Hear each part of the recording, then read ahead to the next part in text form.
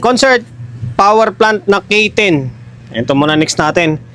Galing tayo sa mga maliliit. Trident na CE7, Trident na CE2.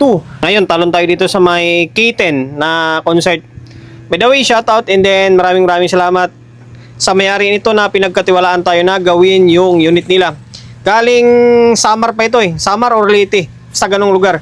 Dalawa yung customer ko ngayon na galing Samar. Meron pa akong dalawa dito. Shoutout sir ha. Maraming salamat ha. Sa totoo lang, marami na akong customer na taga Samar. Pinapadala rito sa atin. Okay, concert na K10. Ngayon, ang issue nito ay ang pagkasabi parang umiinit or ano man. Kaya ito, binuksan ko na agad.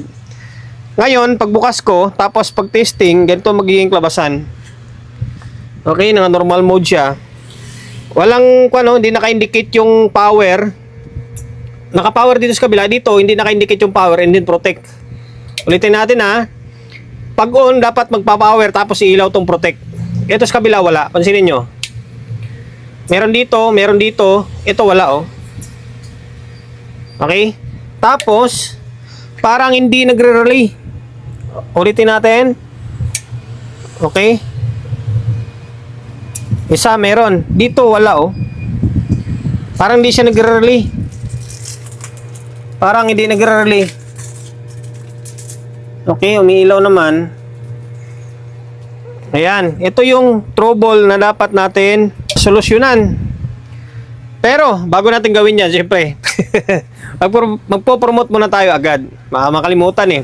Sa mga hindi pa nakapag-subscribe ng YouTube channel natin, paki-subscribe naman ha.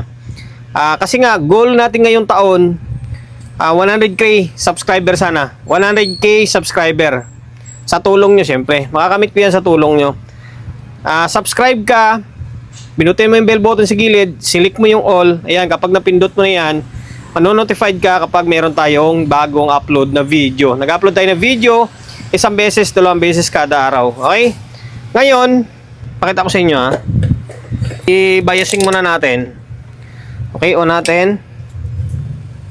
Dapat may active yan eh. Tapos magpo-protect muna. Hindi rin nagre-relay siya eh. Pero meron siyang bias oh. Sa concert, guys, mataas talaga bias ng concert. Parang integrated yung dating niya. Kaya minsan, akala nyo sobrang umiinit siya. Na literal na umiinit kasi nga mataas yung bias niya. Pero maganda siya tumunog, malinaw. Tingnan nyo, nasa 0.4 na yung bias niya. Dito meron din biasing ha. Oh, meron din siyang bias oh. Normal. Kaso, hindi siya nag-relay. Tapos, wala yung aktibo niya rito. Wala yung active, wala yung protect din. Pero, sige nga.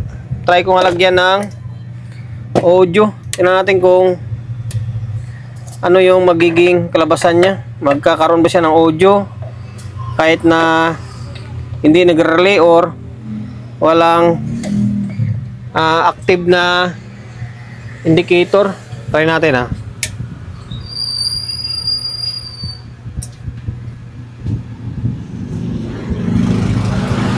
Okay, nag-normal sa kabila. No, wala talaga oh.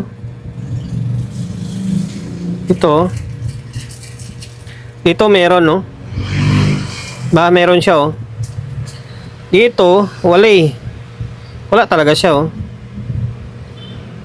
Meaning may problema dito.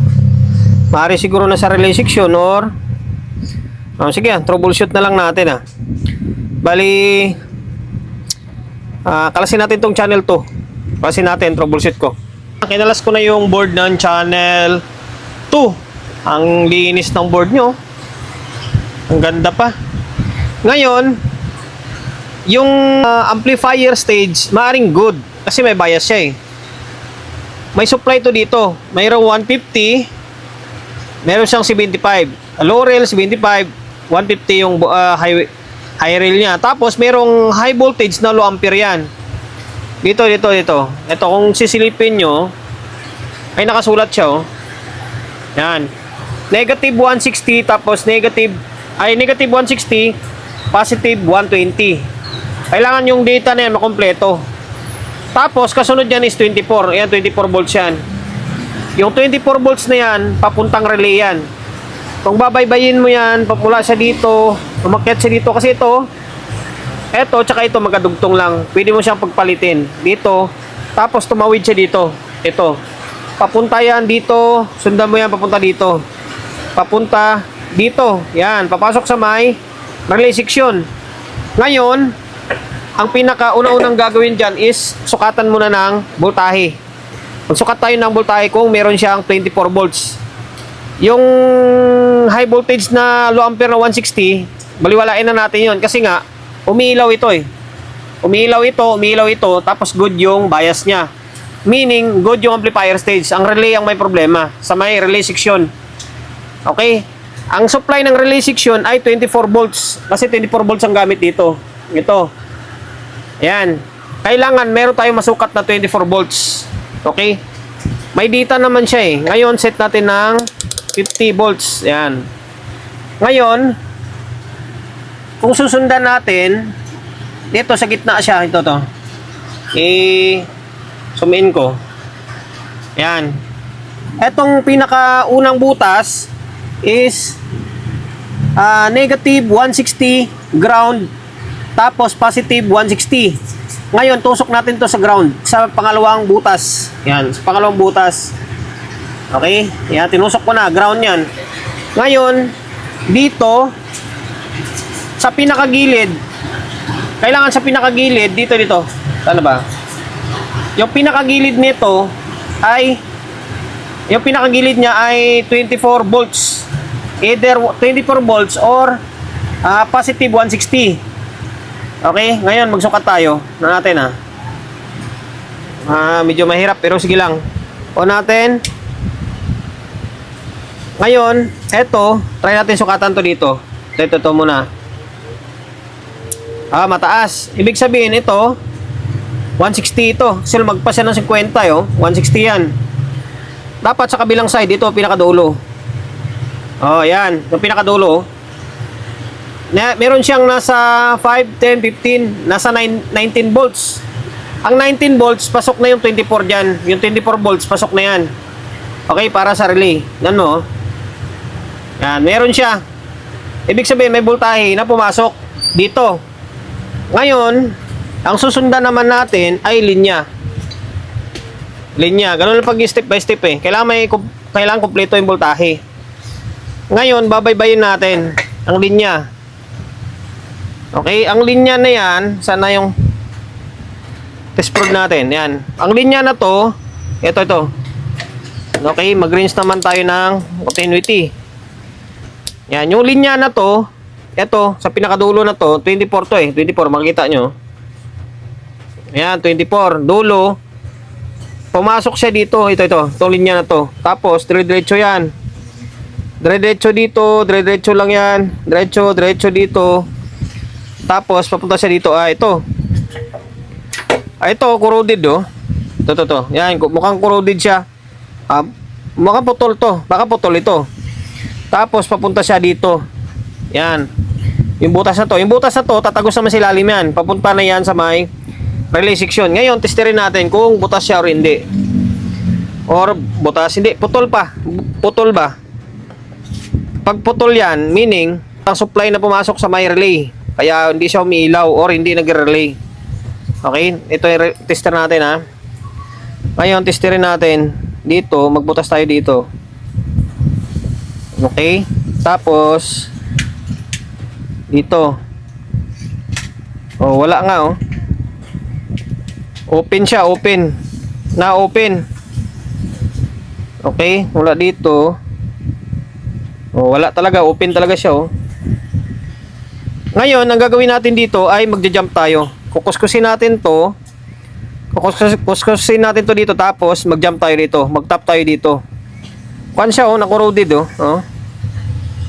Yan, naumido tapos hanggang sa naputol. Okay? Ngayon, mag-jump ako ng wire. Kampiran natin. Nag-jump na tayo. Dito natin siya nilagay para hindi siya maglalaw-law dito. Yan, mula dito, focus. Yan, mula dito, papunta rito. Tapos, dinouble check ko, parang wala namang, na ibang corroded. Okay? Ngayon, balik natin. Try natin kung magkakailaw ito. And then, try kong ibaba yung bias nito. Baba ko na mga 0.3 o 0.26 lang. Try natin. Try ko kung kaya. Subok lang naman kasi hindi pa ako alam ko hindi pa ako nakapag-fix bias nito eh. Sa mga Karel, nagawa ko na yon. Sa Sibinta, nagawa ko na. Pero dito, parang hindi pa. Try ko 501, 500 ohms lang naman pala gamit dito. Sige, try ko mamaya. Patinuin muna natin yung ilaw niya. Okay? Na ibalik ko na. Yan, tapos tingnan natin kung ano yung magiging kalabasan niya. Okay? O natin. Kanina walang ilaw to yung power and then protect niya. Ngayon, meron na siya May ilaw rin protect. Tapos yung relay. Okay, lumagatik siya. Okay, ulitin natin. Meron active, meron protect. Tapos nag-trigger na yung relay. Ngayon may nakakabit na speaker yan. Tapos audio input. Laptop natin gumagana. Channel 1.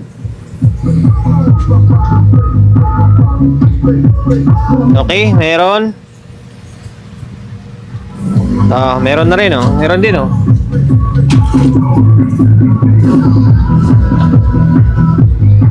Okay na yung audio.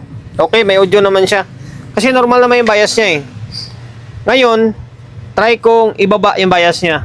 Try kong ibaba Simula tayo dito. Dito muna.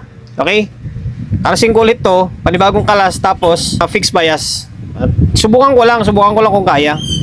Pinutol ko na yung video or kinalibrate ko na lang and then ito na, diretso na lang. Kasi katagalan din ako pag dagdag bawas, medyo matagal. Ang bias nito, ang trimmer na ginamit ay focus. Ay mag-focus lintik ka. Yan, 500 ohms to. 501 meaning 500 ohms. Ang bias nito, kapag tinasan mo yung value, bumababa yung voltage bias pala. Yan.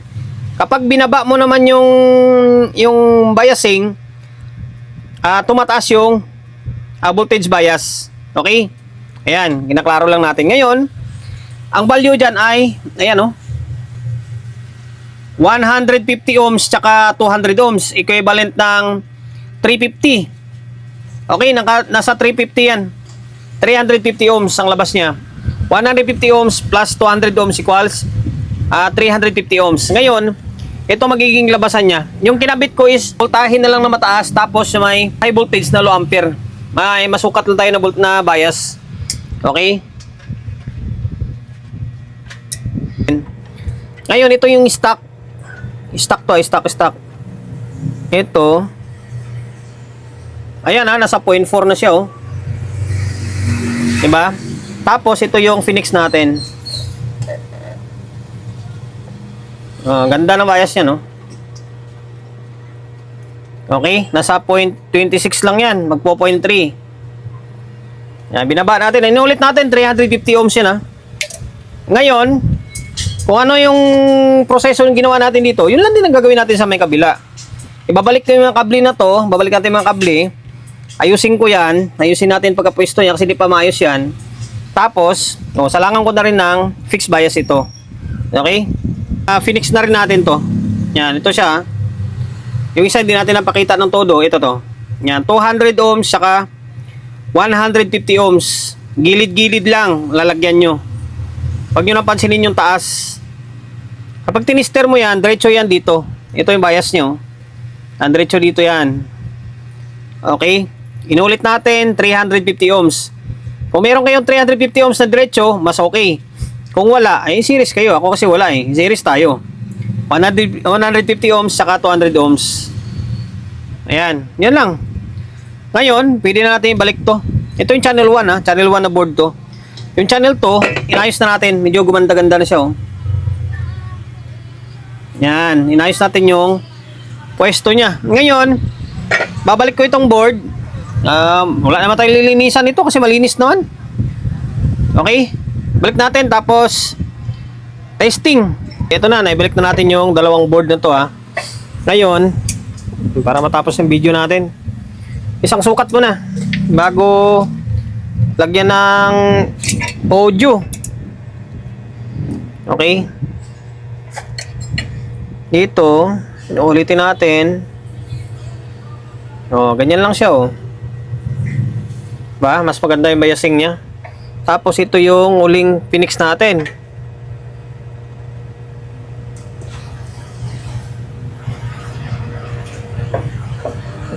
Ganyan lang din,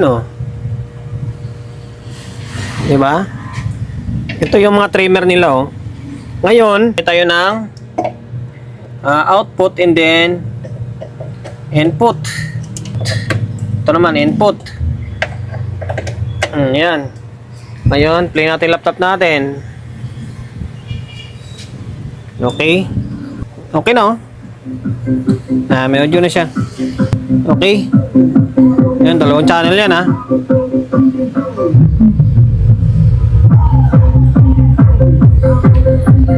Okay. Papatagalin pa ba natin yan? Okay na. Yung naging problema is naputol yung linya rito.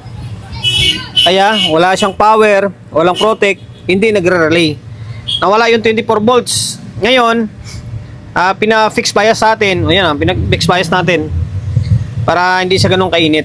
Okay? Hanggang dito na lang, Pabain pa ba natin yung oras natin dyan?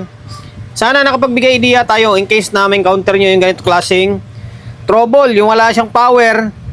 Tapos kung paano pababain yung biasing niya from 0.4 to halos 0.3 na lang. Okay? Yan, concert power plant na K10. Maraming salamat kay Bossing. Inulit natin, taga Samar. Pali ito, goods na tong concert mo. Then sana nakapagbigay idea rin tayo sa mga kapwa natin technician na medyo bago-baguhan pa lang. Okay? Sa mga hindi pa nakapag-subscribe, inulit natin or lagi kong sinasabi, goal natin ngayong taon 100k subscriber. Okay, 100k subscriber. Makakamit ko yon sa tulong nyo. Subscribe ka, pindutin mo yung bell button sa gilid, select mo yung all. Yan, kapag napindot mo na yan, manonotified ka kapag meron tayong bagong upload na video. Nag-upload tayo ng video, isang beses, dalawang beses kada araw. Okay? God bless and then peace atin lahat.